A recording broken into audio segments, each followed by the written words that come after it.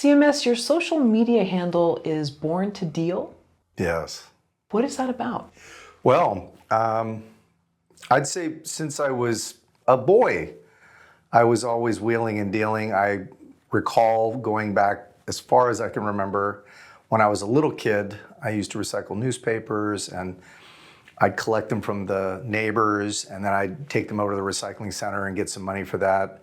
I was mowing lawns in high school and junior high school. I would bake stuff because I took money from my lawn mowing and I bought one of those big Hobart mixers and I would sell baked goods that I made at home. So I was able to, I didn't really have an allowance. I didn't get much of an allowance as a child. So I took the money that I made from mowing lawns and doing different things and I kept upping my game. So someone said, gosh, you're born to deal. I don't remember who told me that. You're born to deal, your Gmail should be born to deal. Next thing I know, all my social media handles were born to deal. It was available. And did you see someone in your family that was entrepreneurial that you emulated, or this was just something as a way to keep time and money coming in? At the time, I don't really feel like I thought about money so much. I was a different kind of a child. I was I went to someone's house once, and I remember his name was Scott, and his family invited us over, and I was at the house and we were doing barbecue, and I was a guest in the house, and I was a young kid. And I remember the father saying, God, you're kind of rowdy. I had no idea what rowdy was. I had no idea. In fact, I didn't even know a curse word. I learned all that from school. And so I was thinking about this. I finally learned what he was talking about. And I realized that I was just different. I couldn't sit still. I had to be doing something all the time. And being so energetic and having so many things I wanted to be doing, I was tinkering, I was fixing bikes, I had made bikes, I made bicycles. I put used parts and abandoned stuff and made bicycles and got tired of that bike, I'd make a new one. And I just learned that I needed to be constantly productive. And so it just happened to be that neighborhood people noticed and would pay money for that. And I didn't really think of it as a business at the time. And then as time marched on, it became more entrepreneurial. I lived in Washington, D.C. in my younger years, and at that time, it's most of the people I knew were in the government. They really weren't entrepreneurs or business owners. There was a place called Lake Barcroft where all the wealthy people live, and I was nowhere near that, but I knew all the wealthy kids would talk about their party barges and their being on the lake and all that stuff. I had no idea what that meant, but all of them had some kind of business. They all owned businesses. I knew nothing about it. I didn't even know what an entrepreneur was as a kid. So being around politics and the defense industry, did you have aspirations to go into politics, or you somehow made your way to LA? Interesting. So I had a rough childhood, honestly. My father's from India, and you could just fill in the blanks. It's a different culture. I grew up in a Muslim household. That dominated the household. It wasn't. My mother's not a Muslim. She passed away, but my mother was not a Muslim. And my father just operated in that lifestyle. That was the lifestyle we had. It did not align with American children.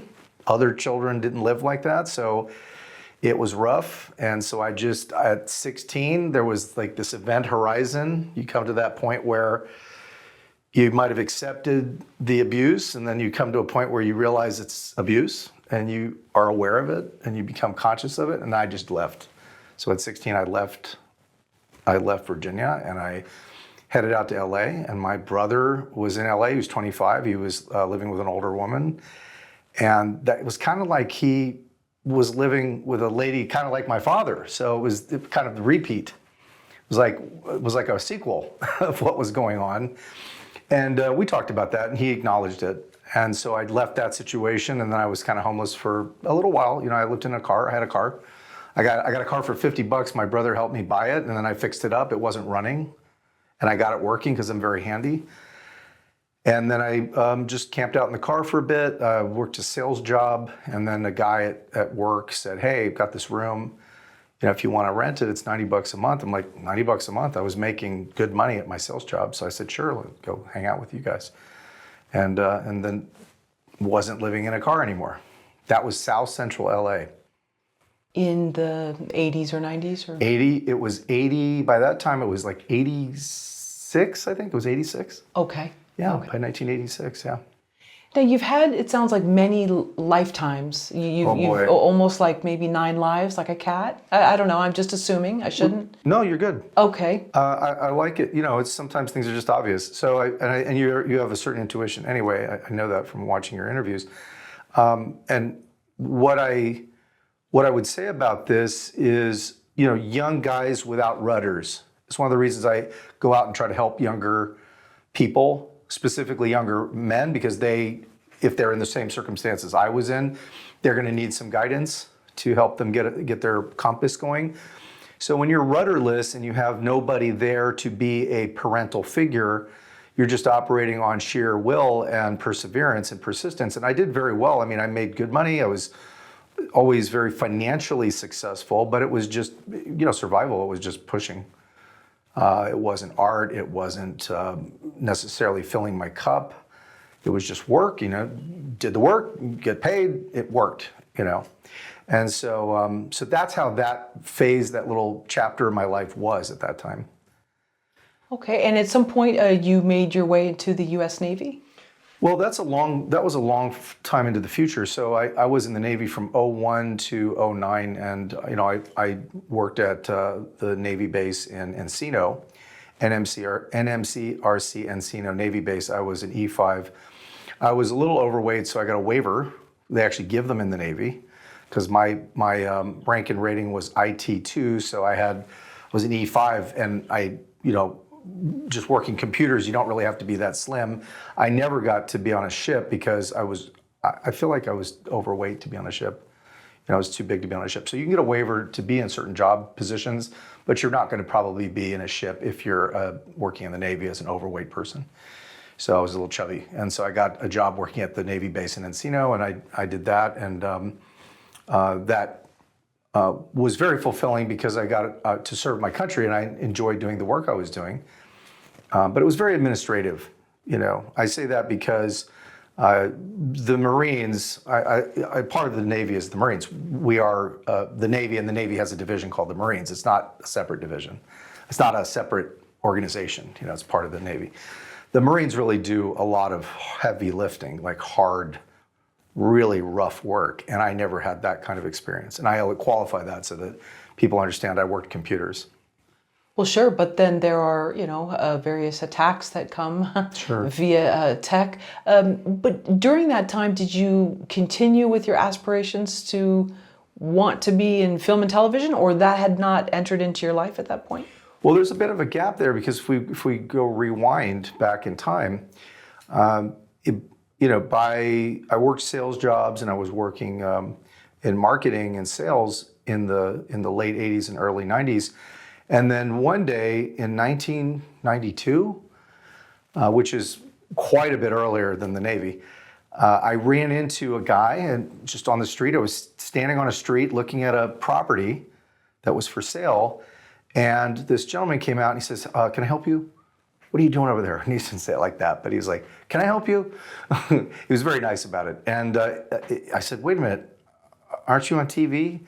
And it was Dean Butler. He was a television star on Little House on the Prairie. He played in the new Gidget series, and he was in Little House, which is now coming back as another TV series again on Netflix. And we just hit it off, and we had a nice conversation. And at that point, I kind of took a detour into personal management. I was like, what are you up to? He's like, I haven't been up to much. You know, just been kind of taking a break and whatever. I said, well, why? You know, why aren't you doing more? And so we agreed to collaborate, and I asked him, well, who's your previous rep and manager? And we went back to the old management company that he used to be with, and I called them up on the phone and said, hey, I'd like to have a meeting. And I went down and met with them, and I met one of the head people there, the lead management executive. And he said, well, we're interested in, we like you. We think you're an interesting guy. You know, you're kind of, you know, you're a very persistent guy, because of course he called on the phone and it was persistent. And said, we'd be interested in working with Dean, but we'd like to work with Dean if you're involved. I was like, well, okay, that's interesting. So that brought an adventure. I got involved with this organization, Sterling Winters and Kathy Ireland Worldwide. And Kathy and I had beautiful coffee one morning because it was her company and with her management executive. And I joined this company as a consultant and did all kinds of things with Kathy Ireland. This is in the 90s and the 2000s. I worked as a consultant doing licensing for brands. Like, you have a product and someone sells that product, they get a license. So Kathy Ireland repped Janet Jackson, Dame Elizabeth Taylor. So I got to work on all these campaigns, and it was a very interesting time. Big adventures, travel, and lots of fun. And Dean got something great out of it. He scored a deal playing Buffy's father on a TV show, Buffy the Vampire Slayer. And I made that happen, which I think was a big feather in my cap as a guy, because I have a big ego sometimes, and I like to score big deals, and that was a big deal to make that happen. Awesome. Yeah. So that's kind of a short version of what happened. There's a lot more to that story. Sure. And there's so many interesting parts to your story from the little research that I did do.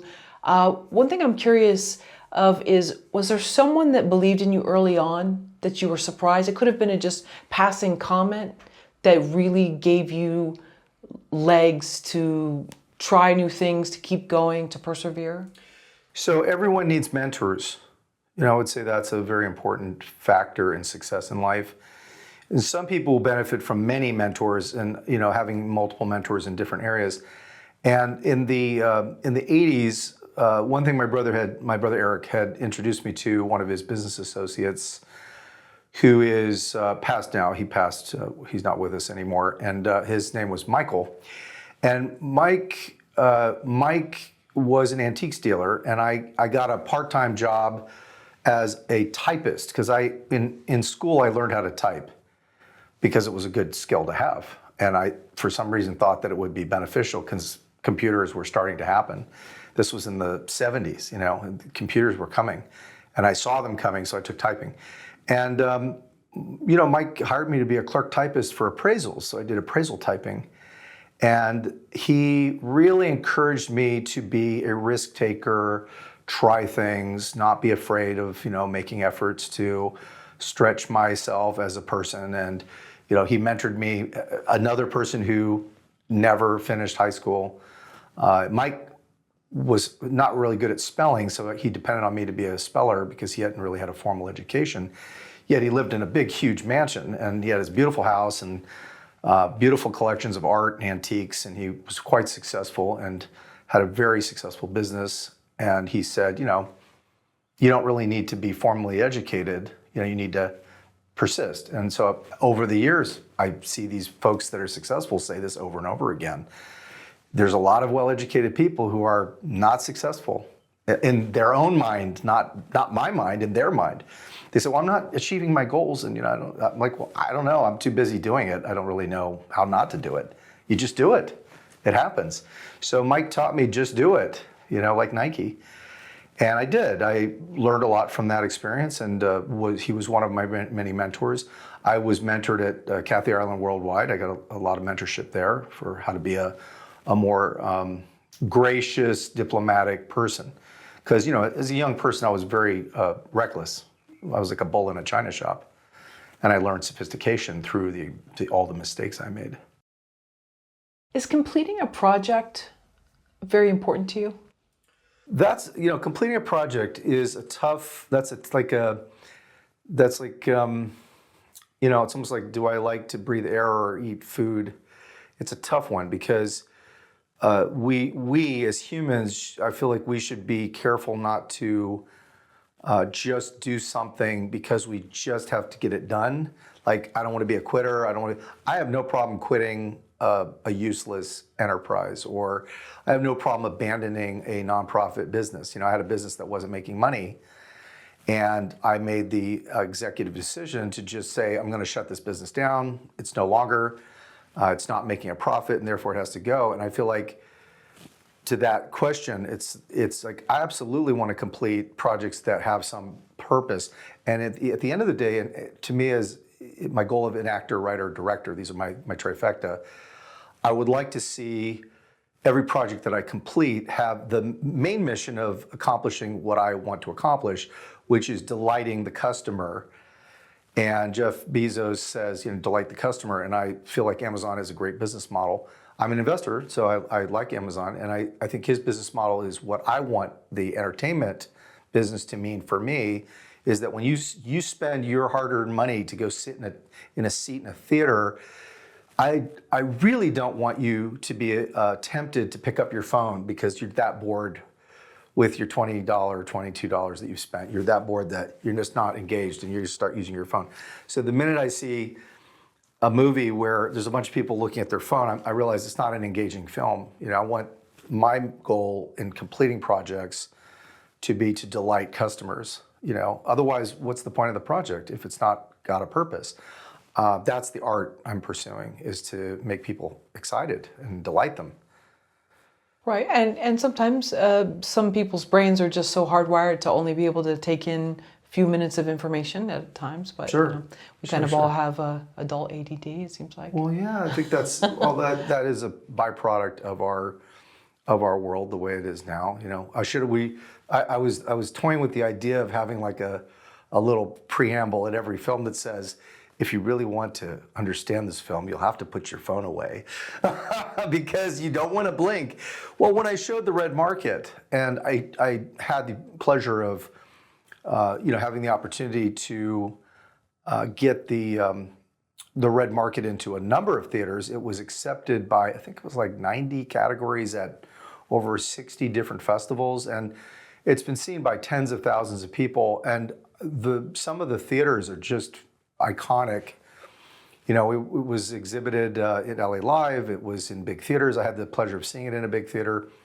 And when I saw the film in person, no, people weren't on their phones and they weren't distracted. Perhaps a more captive audience since people are attending a festival. However, I acknowledge the fact that we do have a different world now where we are wired to have shorter attention spans, and I certainly feel that way about myself. But one thing I did notice, if I'm reading a screenplay or if I'm watching a piece of content, certain projects I just can't take my eyes off of it. I just feel like I can't. So I told folks that if they're going to watch The Red Market and they really want to understand this film, because it's a little deep, I wrote it that way, they must not blink. They literally need to watch every minute. It's 8 minutes, 45 seconds. You got to really put your eyes on it because there's special effects and you don't really notice them. They're like very subtle. There's a lot of SFX in it. There's digital stuff that we did that, when the digital artist did it, he was, it started out a little bit too much. And then I said, pull it way back. I don't want people to be too obvious that we did special effects of any kind. I don't want it to be obvious. I want it to blend in to the background. Like there's a phone that's just a piece of plastic, but we animated it. It got color, it got a digital display, and you don't really notice it unless you're actually looking carefully. It's a little details. And there's a moment when we're x-raying the face of Zephyr Sage, and if you blink, you miss the fact that we literally see right into his head. It's only a second, half a second. And so, it's the kind of film where, and I would like to produce content where you really there's no filler, I feel like can't be any filler. It needs to be a constant engagement. But that could be Pollyanna, maybe I'm dreaming that's what it could be. Well, you've done so much, but you said off camera, and if it's okay to revisit this, yes, that you feel like there's an urgency, there's a timeline that you need to accelerate. Yeah, I'm 55. You're 55 years old. You know there's a limit to this life. How many years you're going to get. I mean, I remember when I did I did a stint with LinkedIn, and it was lynda.com at the time, and it was 2010.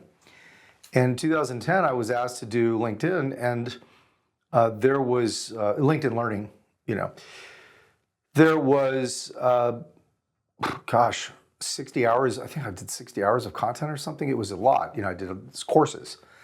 And, 14 years later, they're still on some of them are still on the platform. But that seems like I just walked out of the studio like yesterday. and it's now 15 years later. I feel like just yesterday I was working at eBay, and it's, and boom, it's just going by so fast. So I do feel an accelerated sense of urgency. I wake up every day. My greatest gratitude is that I woke up, so I'm above ground, and that's where I start. I feel like your biggest failure in life is a failure of expectations, and so you need to come in with no expectation. I need to come. I don't speak for anybody else. Don't talk for anybody else. I want to go into every situation expecting nothing, and that helps, especially in conversations where someone says, I need to tell you these. You're prefacing, okay? I get it. You're prefacing, but let me tell you something. I walk in with no expectations, so I'll tell you what I have in mind, and hopefully you can make it happen. Whether it's a cinematographer or a costume or makeup or whatever, you just cope with whatever. We were doing a thing and the prop fell apart, right? And it just fell into pieces. And I was like, okay, well, we'll just use something else. What can you do? It's in the middle. So I feel the answer to your question is, yes, I do feel a sense of urgency. But at 55, where I am different than I was when I was younger, I recognize now that I don't want to say it's a lack of focus, because I think I'm almost certain I was told that I was very good at everything I excelled at, whether it was talent management or working, presentations or content development or writing PowerPoints or whatever. I was an A student, except for PE. PE was never good because I was a chubby kid. Well, we didn't exercise in my family. There was no sports, no little league, no nothing, no walking, nothing, no walking the dog, nothing. As a person who excelled in science and math, and I hate accounting. I think it's boring, but I'm really good at it. And for some reason, I'm good at certain things. I can decipher stuff in my brain. I'm good at it. I think that as a director and as a writer, that brings the texture that I would like, the ability to understand things. However, something the cinematographer told me is like, you're kind of a weird guy. I'm like, oh boy, I've obviously offended him. I won't mention names because that's not about that. It's about the failure. I had a failure of we didn't have an affinity. We failed at the affinity. Something went wrong. And he was working on a project for me, and I failed to connect with him. And I thought about it for a long time, and I realized, he said something to me that I needed to hear. Sometimes you just got to hire people and just let it happen. Whatever's going to happen, happens. So I go back to, thinking about Quentin Tarantino's famous quotes. And one of his famous quotes, and he is a delightful director. I mean, you can watch all his movies and they're all fun, despite the fact that they're a little sometimes bloody. I like that about the movies. I don't have any problem with that. But he said something very interesting, which I found delightful, which is, it's not my job to know how to do the camera, know how to do the thing, and that's not my job. My job is to have the vision for what I want it to be. And I'm like, so as I move along and getting out of the solopreneur mentality, because a lot of folks have a solopreneur mentality where they've got all the hats, and I've got all the hats. I really am focused on, back to the sense of urgency, is I want to delegate as much as I can to experts. So I want to find the masters of acting, the master actor. I feel like I'm an actor's director anyway.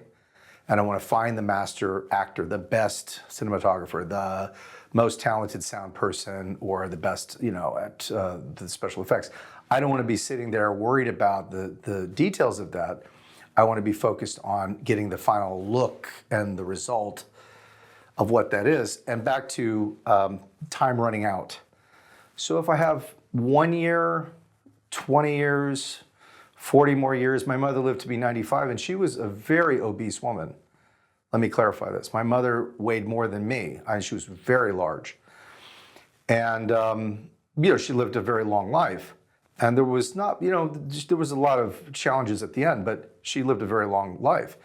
And so I think it's logical that I might live another 30 to 40 years. It's possible.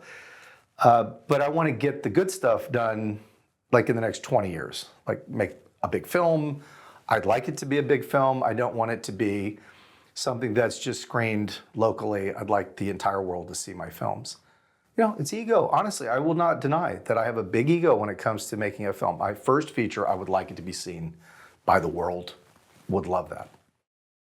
If you are writing a story, you may be interested in our new book, the sponsor of today's video. After months of working on a story, have you ever said to yourself, I don't know what my main character wants. Why are my side characters more interesting than my main character? 17 Steps is a workbook-style tool with specific questions to help you dive deep into your main character and story. We've linked up to 17 steps below. Now, back to the video. I'm wondering if because you have excelled at so many things that you've tried, and that maybe things came very easy to you in terms of intellect, of putting together things or numbers. I don't know, I'm just assuming you kind of hinted that things were easy for you with accounting and things. Do you think acting is more of a challenge, and it's something that, not that you're not great at it, yeah, we've seen your performances, you're excellent, but that it's hard to book roles, and so therein lies the challenge for you? So as a plus size, a large comedic actor, the jobs are fairly easy to get for people in my category, truthfully. So I think it's harder for other categories of actors. I'm speaking from the talent management perspective because I was a talent manager. I worked in talent representation, and I've had this conversation with many agents and many casting directors over the years when I repped actors. When you're a super character, I had a 5-hour beautiful dinner. We have these great dinners. One of my dear friends from at least 25 years now, I've known Hugh Leone. He represents Oscar-winning actors. He's a wonderful, talented talent agent and has been very successful and represents wonderful clients. You can look him up on IMDb Pro. And he's with Coast to Coast Talent Group. He's a partner there. And we have these wonderful long chats, and our dinners are like 5 hours. We literally talk about everything under the sun. A lot of it is the business. And I don't really have a hard time getting jobs. I scored my first job working with the Saturday Night Live group. It was my first SAG job, and it was called Smash, and it was a small part, very nominal, modest part, but I worked with Dave McCrary, and he's a very nice man, and he now is, at the time, he wasn't married to Emma Stone, but now he's married to Emma Stone, and she was in the project as well, and they treat you like gold. It was a very beautiful production, very nicely done, and worked in the scene with Kyle Mooney. He was my scene partner, I was his scene partner. And, that came easy, but that was a character. They're looking for the chubby guy, and I embrace that. That's who I am. I am the funny fat guy. And if I can take that and make it a business, and that opens doors, I'm delighted. I'm sure if you ask anybody, would you like to lose 100 pounds? Well, here's a pill. It's a magic pill. You can do it. I'm like, yeah, but I like cupcakes, and I like cookies and Oreos, and I like fine dining. It's tough. I like steaks and, lobsters and things like that with butter.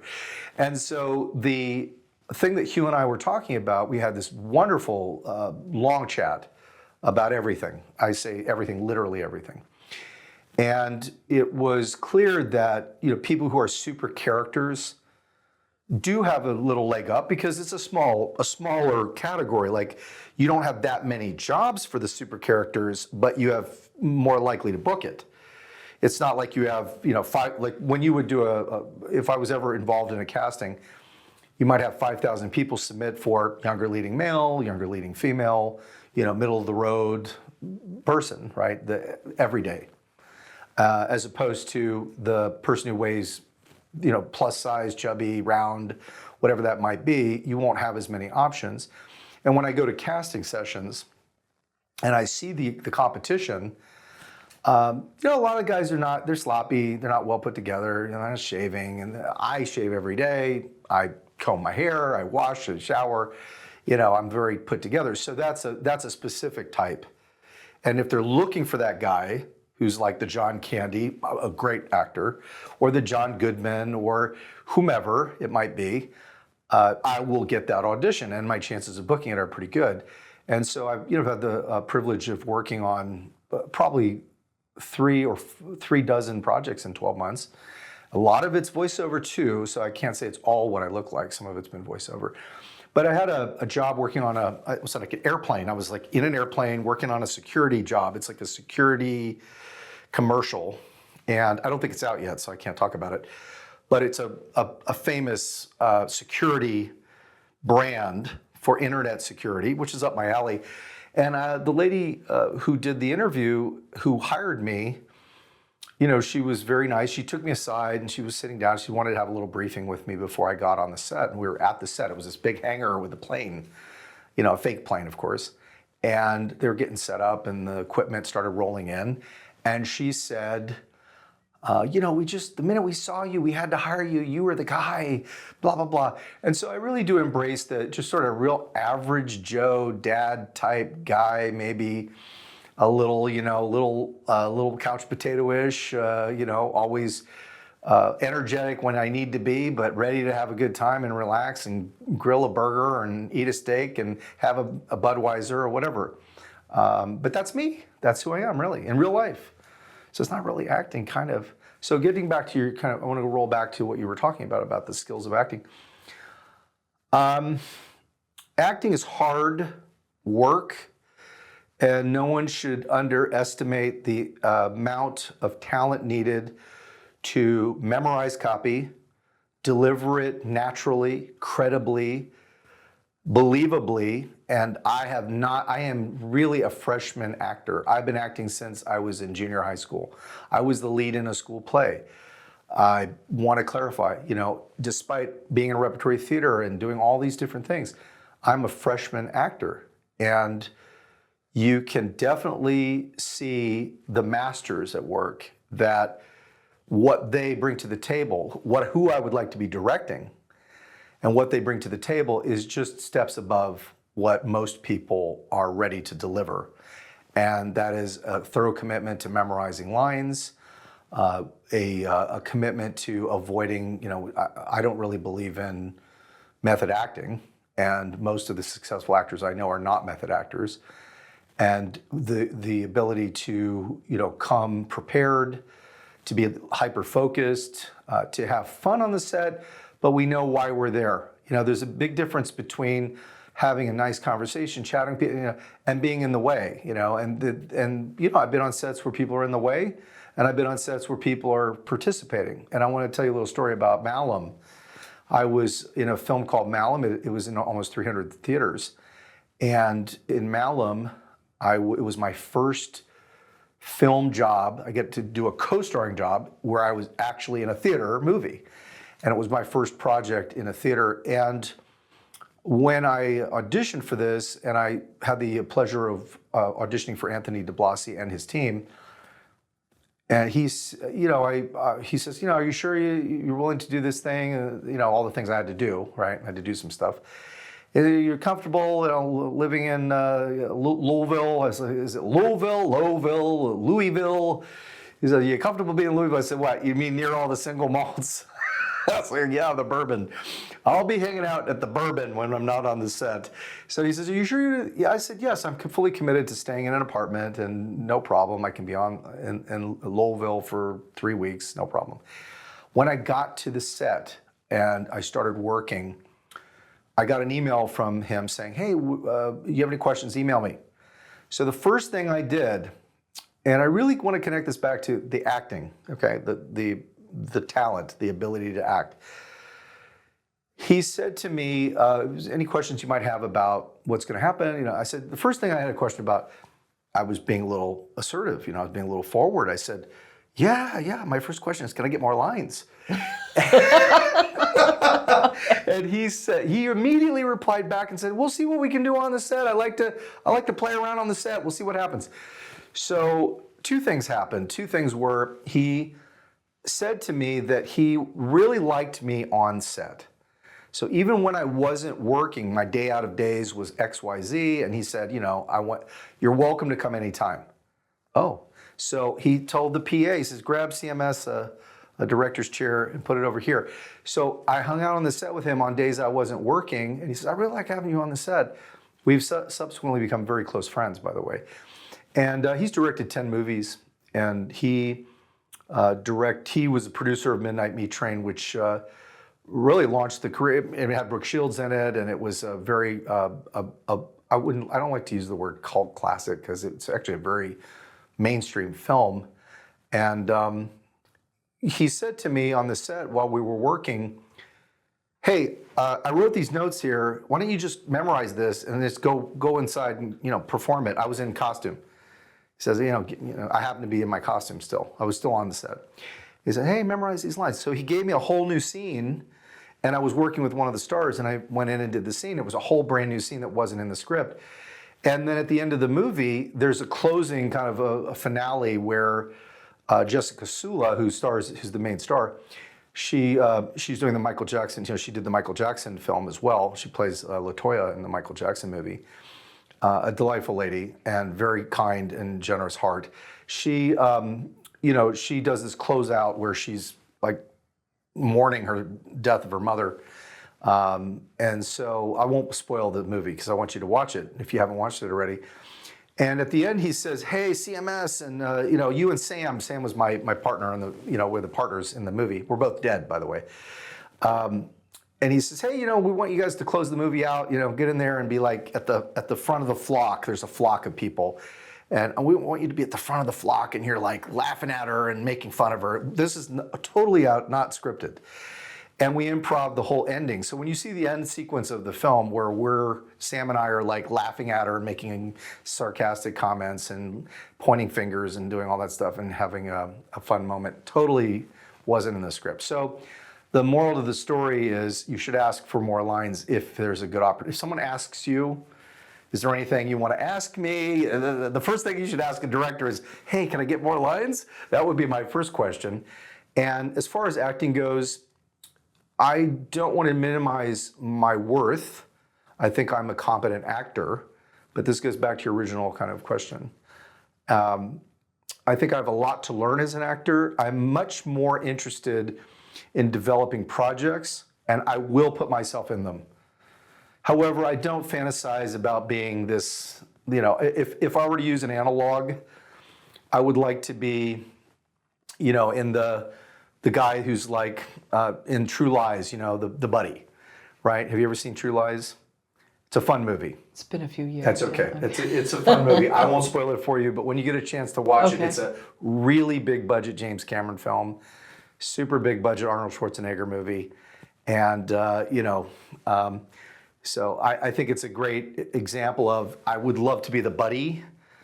I would like to do, like when I should have the good fortune of making movies with big stars, I would like to be their friend or their buddy, or have a what I refer to as the sideshow characters.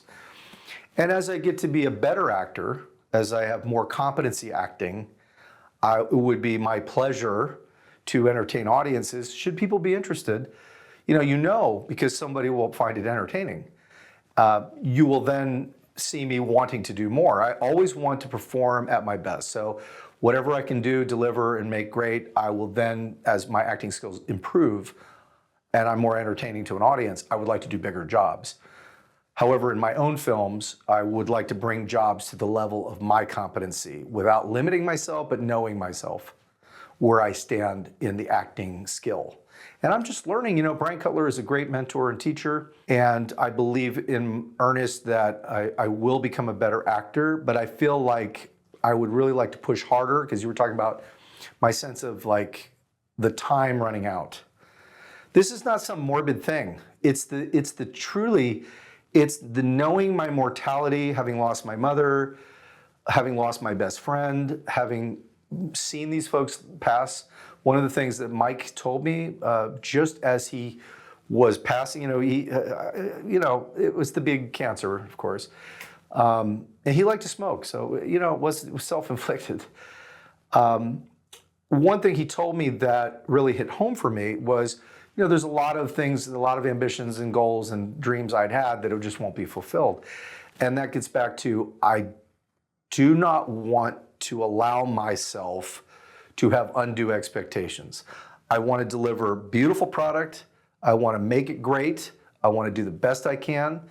However, I don't set these lofty goals. I think it's nonsense to set a bunch of lofty goals. And I remember Steven Spielberg saying in an interview once, and I admire Steven Spielberg's movies.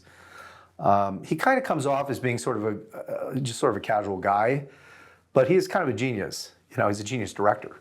And so when people see him talk, I don't think they really respect the level at which he is, like as a person. He is kind of a genius director. You know, things that he does that you don't necessarily pay that much attention to, but when you start realizing the things that he does to make things interesting, some of the movies that he's made that I find, I mean, I really, really love War of the Worlds, one of my favorite movies that he's directed.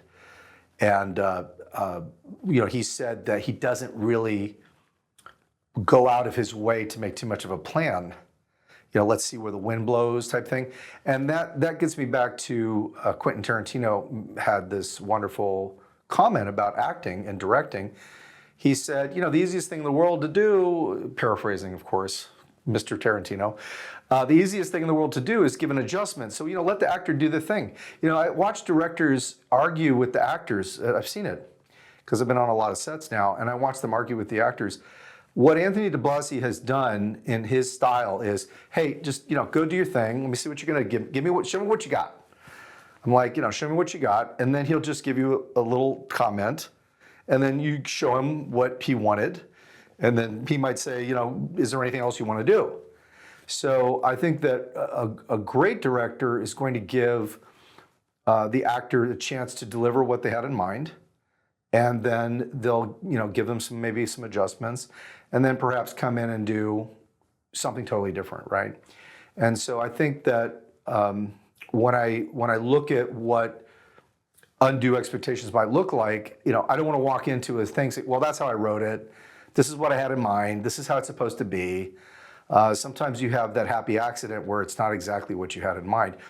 The red market. So, you know, we have the interviewer in the red market. It's a character. And it was a zany delivery by Meg Reynolds. And I told her, I just said, you know, it's like a used car salesperson. You know, she's selling the organs. You know, we don't really know what this thing is until the end. You finally realize what it is. You know, let people figure that out when they watch it. But she was the only, truthfully, she was the only performer on set who just got it, like completely got the character the way I envisioned it. And then the other actors, I accepted their performances the way they came. I thought they did excellent work, all of them, excellent work. For some reason, Meg just sort of brought the thing. I don't know, the magic happened with her. She just got it. I couldn't even remember giving her one adjustment. I think I corrected her on the pronunciation of a word, and I might have just heard it wrong. I think she said it. She thought she did it right. That was the only thing. It was one thing. Other than that, it was like, I think we did 3 takes and we were done with her. Boom, boom, boom, she got it. And it was just stunning the way she pulled it together. It was great. I think she won an award for Best Supporting Actress at one of the festivals. So I hope that's a good answer to, long answer to your question about performing. What David Lynch advice do you incorporate into your writing? You know, there's a thing that Brian Cutler calls sometimers. And, you know, sometimes I have lapses. I don't think it's age. I think what happens when you get older, and I'm not that old. I'm not suggesting that I'm old. I just feel that, you know, you start accumulating so much data in the brain that there's a retrieval system, right? So David Lynch has given a lot of advice that I had made every effort to take to heart. The one piece that I really liked was his idea, and I followed it for developing my first feature. So I developed a feature, which I don't talk about the name yet because the name is kind of fun, and you know the name because I gave it to you in a confidential note, and you know what the name is. But I finished my first feature last year, and it was quite a labor of love because it took a lot of energy to put that together.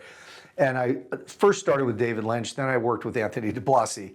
David Lynch would say, you know, you take some 3x5 cards or index cards, and you write down, you know, put down a scene. And then you start to develop a set of cards, and you think in your mind what these scenes might be. Then you organize them into some kind of a story.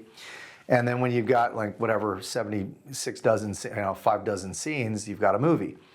So that's one thing that I really listened to, and I did do, but I used a computer, of course. I used the final draft 12, I use the program to make the cards because they have an aspect of the program where you can make a beat board and you can make index cards.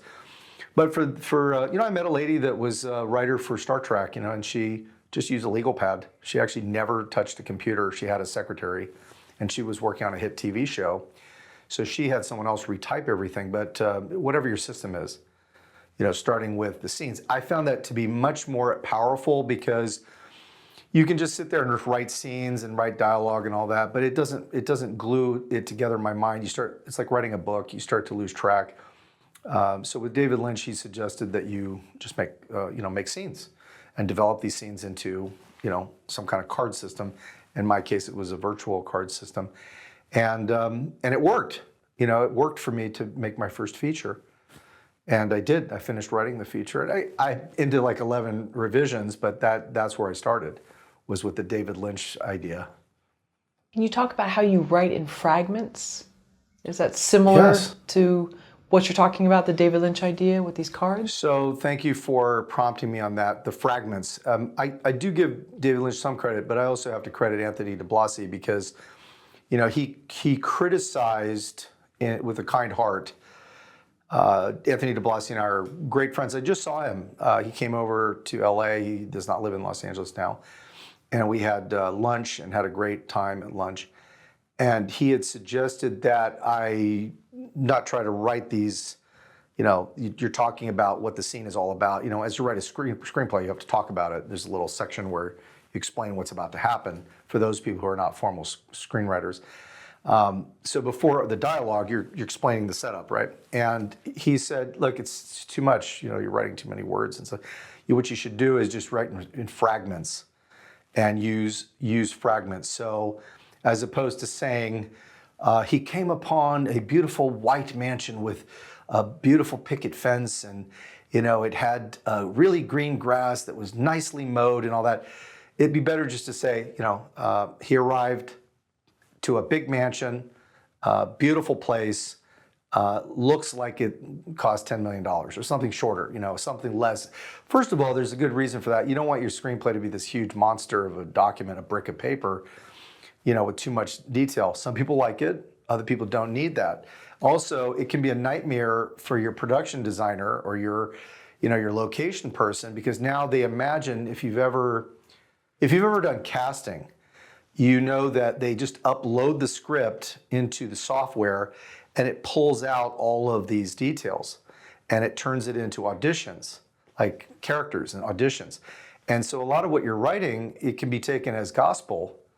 The costumer, the production designer, the location manager could be looking at this going, we have to find that's what Mr. Spencer wants, and we've got to have that exact look. It's got to be that exact look.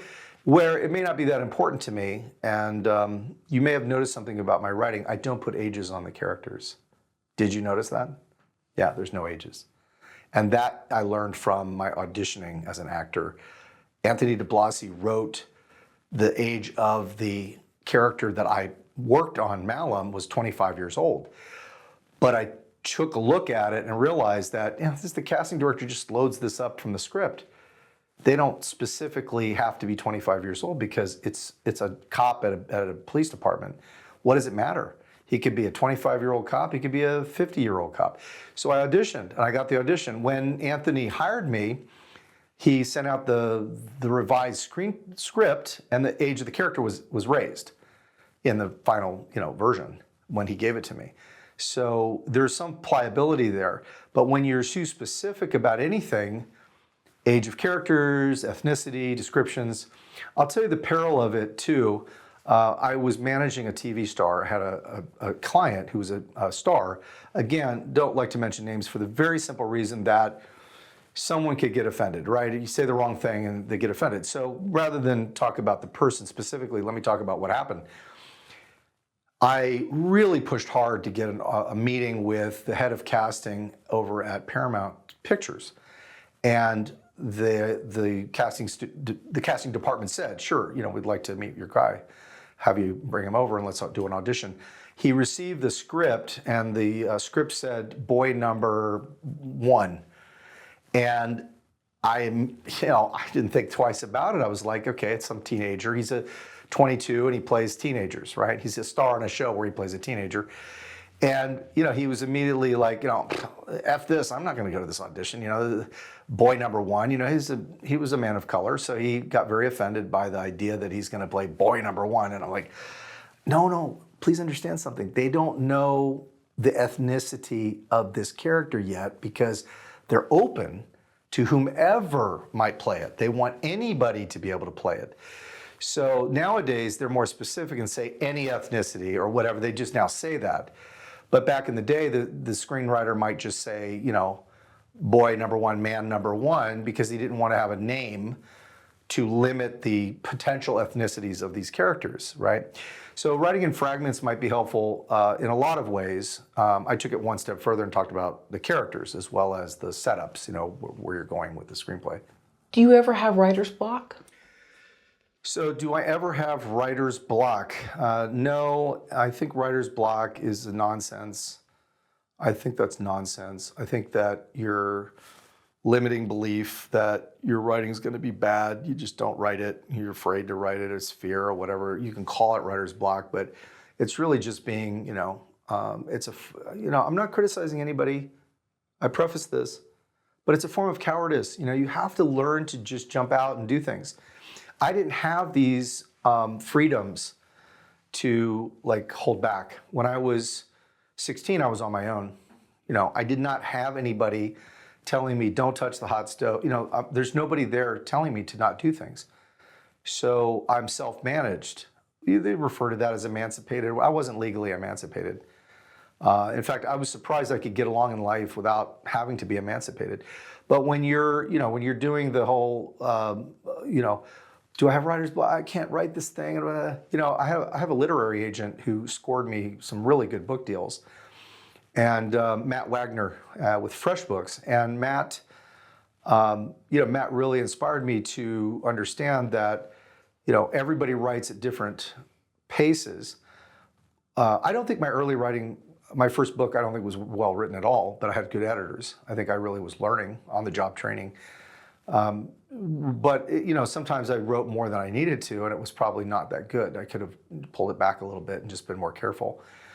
So I may have the opposite issue, which is I might tend to write too freely, where it may not be as carefully crafted as it could be. And I remember working on my project with Kathy Ireland, and one of the managers there said, when I say manager, I don't mean my manager, I mean a talent manager. So, it's like you have to know the context of the word manager. It means different things in different contexts. So the lexicon of entertainment, a manager is a person who is the manager for talent.